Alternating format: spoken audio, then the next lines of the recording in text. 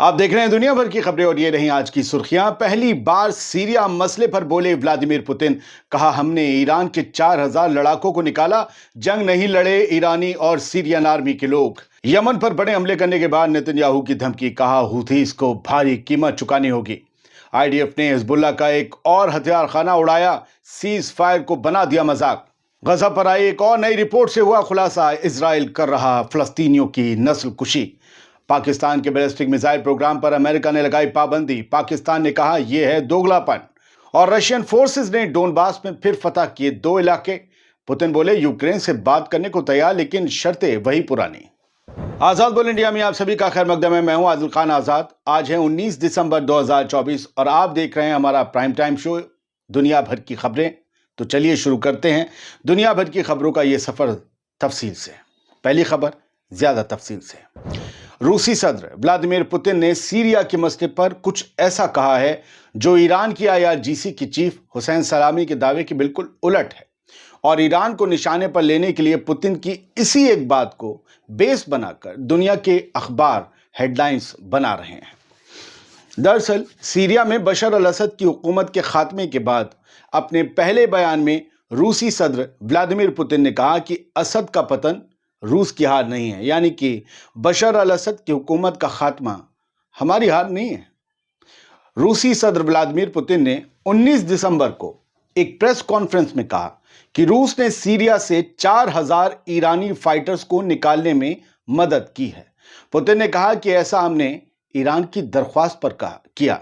Iran ने request की थी कि हमारे जो फाइटर्स हैं सीरिया में, आप उन्हें प्लीज निकालिए, आपके पास फाइटर प्लेन्स वगैरह हैं। पुतिन ने मॉस्को में अपनी एनुअल न्यूज कॉन्फ्रेंस के दौरान कहा कि जब हालात सही थे तब हमारे ईरानी दोस्तों ने हमें अपने फाइटर्स यानी आईआरजीसी की यूनिट्स को सीरिया पहुंचाने में मदद करने के लिए कहा था, लेकिन अब जब हालात बदल गए तब ईरान ने उन्हें वापस निकालने के लिए कहा था। पुतिन ने इसके बाद जो कहा वो और चौंकाने वाला है। उन्होंने कहा कि पिछले महीने के आखिर में जब बशर अल असद के मुखालिफ ग्रुप्स ने, अपोजिशन फोर्सेस ने अपने महज 350 लड़ाकों के साथ अलेप्पो पर कब्जा किया, तो सीरिया की सरकार के 30,000 सरकारी फौजी और ईरान की फौजी यूनिट्स, आईआरजीसी के कमांडो वगैरह किसी भी लड़ाई के लड़े बिना वापस चले गए। उन्होंने कहा कि सरकारी आर्मी और उनके साथ तथाकथित ईरानी समर्थक लड़ाके बिना किसी लड़ाई से पीछे हट गए। उन्होंने अपनी चौकियों को उड़ा दिया और वहां से चले गए। भैया, ये पुतिन का बयान है, जहां भी टाइप करेंगे रशियन वेबसाइट्स पर भी मिल जाएगा। ऐसे ही बोला है पुतिन ने, जो बोला है वही, बयान बदल नहीं सकते।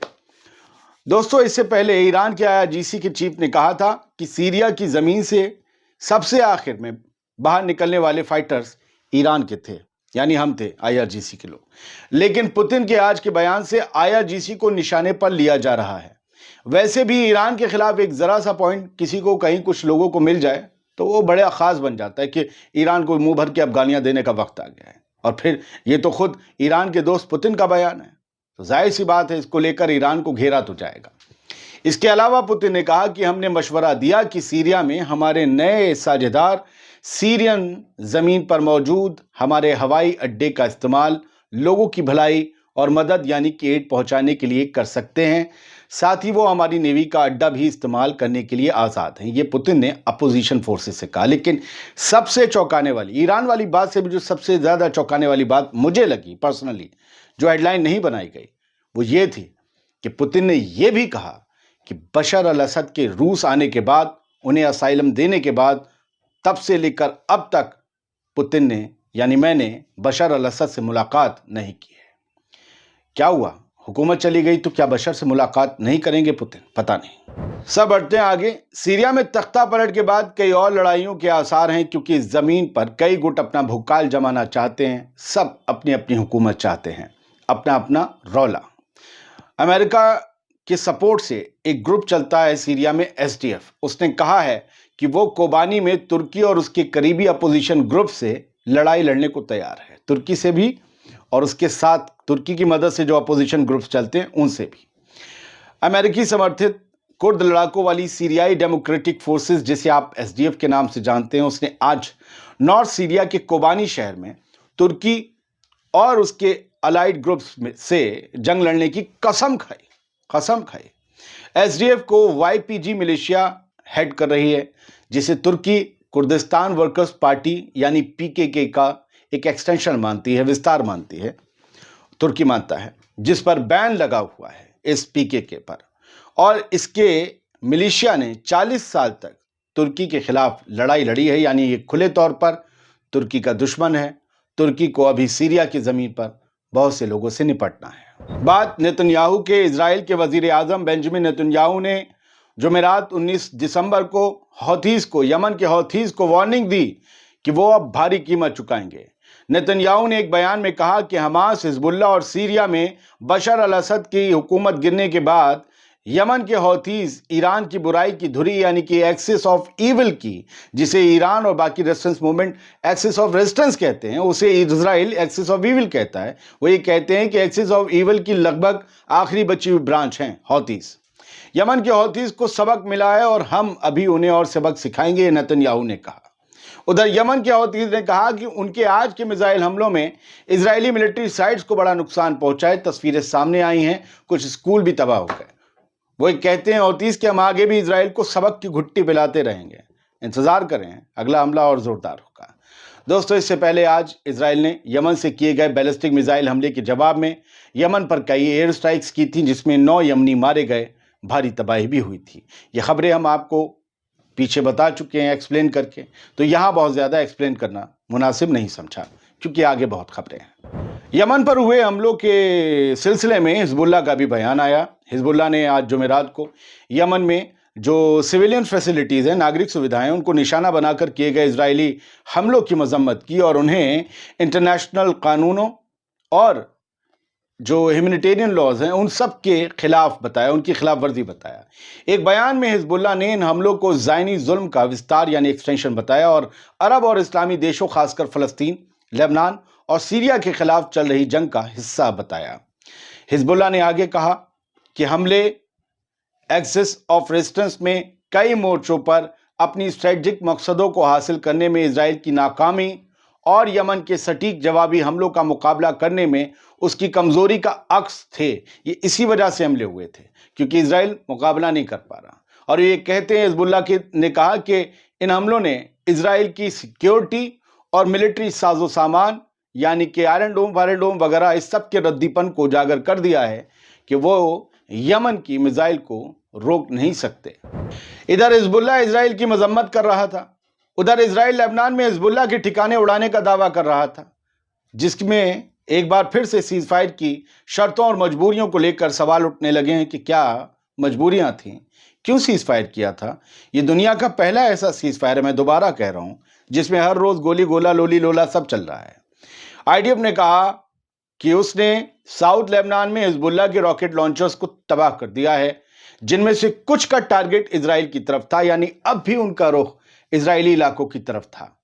IDF का कहना है कि 300वीं बाराम रीजनल ब्रिगेड के चलाए ऑपरेशन के दौरान हमारे फौजियों को एंटी टैंक मिसाइलें, तोपखाना, एक्सप्लोजिव डिवाइसेस यानी विस्फोटक उपकरण और रॉकेट लॉन्चर्स मिले थे, जिन्हें तबाह कर दिया गया। ये सब हिजबुल्लाह का माल था।